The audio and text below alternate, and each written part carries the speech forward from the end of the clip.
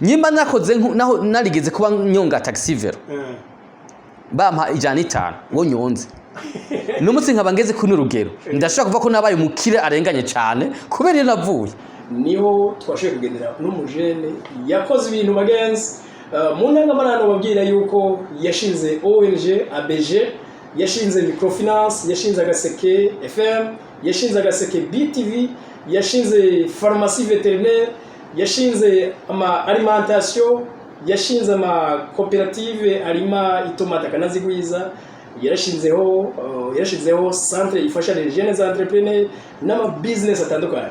Donc rero je muze mumba nimba mvuze ati ndateye imbere ni parapo y'iniviriye je ravuye kure. Ravuye kure. Nibanga bwati yarifutse kirago. Donc icambe no hamagara abarundi dutera intambwe. Twiyumve kuvyerekeye industrialisation. Kandi amafaranga arahari. Amafaranga nayo nyine. Kandi nta munsi uzogira ngo hageze ko dushinga ama industry. Oya ahubwo banza kuva mu mutwi wacu mu byiyumviro. Ubu harageze ko dushinga amahinguriro. Zana imitahe muri benshi. Uko mutazi imitahe muri benshi ntibavuna. Musama wose umutahe muniniya ukora ikintu kinini mutavunitse. Icyo nakora nukivuga kuvyerekeye kubaka amazu.